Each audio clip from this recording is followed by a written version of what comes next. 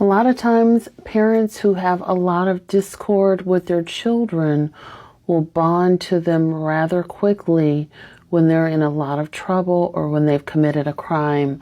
Hi, my name is Dr. Natalie Jones. I'm a licensed therapist. I've been counseling men and women who have experienced abuse or who have been perpetrators of abuse. I've been doing that for many years now. And one of the, you guys know that I've worked, quite a bit with, people in the criminal justice system who get into a lot of legal trouble. And so one of the phenomenons that's been most interesting to me is a phenomenon between a parent and a child, specifically one in where there's a lot of discord, there's a lot of arguing back and forth between that parent and that child. And a lot of times what they're arguing about, what parents are arguing about with their child is their misbehavior, their truancy, so their delinquency in school and things like that, and getting them getting caught up in drugs, gangs, and things like that, and being highly upset with them over that, and that being a point of contention in that relationship for a long time until that child gets caught up or gets themselves in trouble.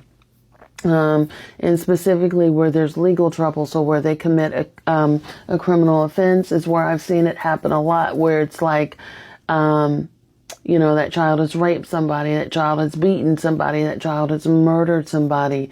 Then that parent will swoop in and try to cover for that child, try to make some allegations, insert some things in there that are not necessarily true, try to paint their child out to be a lot more sanctimonious than they are.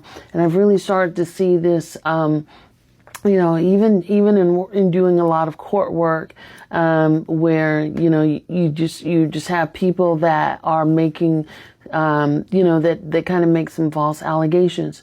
And a lot of times people hire me to determine whether or not somebody's telling the truth. And so I think this is best demonstrated in a movie. This movie is called Before and After. It's a movie with Liam Neeson, Eddie Furlong, and Meryl Streep. It's an older movie. And I won't give too much of it away, but in the movie, Liam Neeson and his son, who's played by Eddie Furlong, have a very contentious relationship. Basically, Liam is angry with his son every day, basically telling him that he's a screw up and all this kind of stuff, and they just do not get along. And in the movie, something happens, like there's a discovery, a girl is admitted to the hospital. And that's what it was. A girl is admitted to the hospital, and the accusation is that his son, Eddie Furlong, did it. And all of a sudden, he jumps to his son's defense. He's like, he's a good boy, all of this kind of stuff. He even goes to the extent of hiding the murder weapon in order to cover for his son. And I won't tell you how the movie turns out. But, he's singing praises about his son, and he's going to any lengths to cover for him. And I can't tell you, this happens more often than not when children are getting caught up in some legal situations. And it happens, while I've seen it happen mostly with boys, I have seen it happen with girls too, where mothers know that their children are psychopathic. They know that their children are lying, or they're making some serious false allegations on someone, but they'll kind of go along with it because it's like, I want to believe that my child is good. And, this incident where my child has done something completely heinous is going to bring us closer together. And, I'm going to fight tooth and nail, for someone that they literally fight every day. So, it's interesting to just sort of see that dynamic shift and pivot where it's like now I'm mama bear or daddy bear, and like the fangs come out, even though I know that what my child is being accused of is most likely true. And I know it's most likely true because A, they've done it before. B, they've done things that are similar. Or C, they've had some extremely pathological behaviors that I've been very concerned about with. And I've been very upset with them about, but I just don't want to admit that.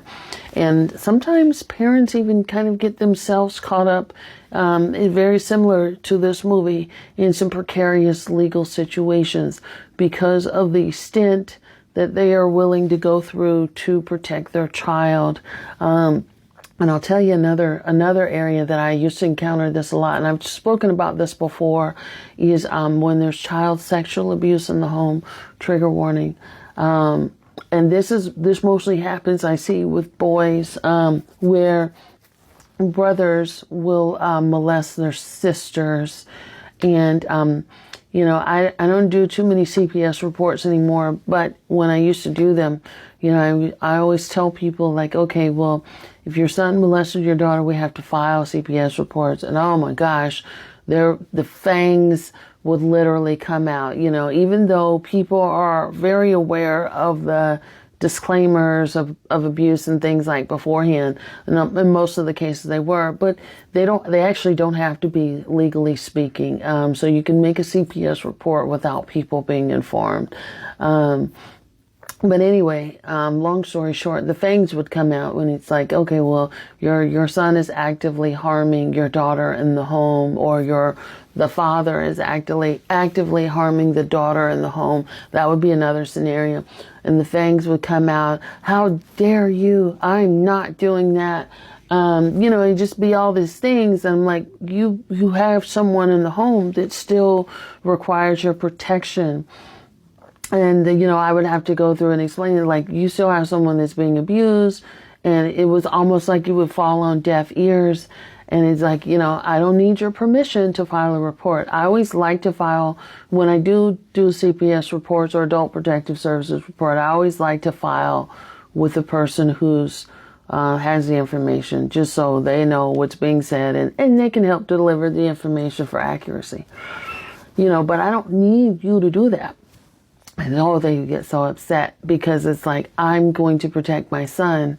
And it's like, almost like the daughter, who in most cases was the victim, would get lost in the fray. It was like they couldn't hear or protect the daughter, just because they were so busy defending, the other child who had committed the infraction. But just a little interesting family phenomenon that I've seen happen quite a few times that I thought I'd get on here and share. Thanks so much for watching. Like, comment, share, and follow. And hopefully try to catch up on all you guys' questions, but definitely put them down below in the comments if you have some. Thanks so much.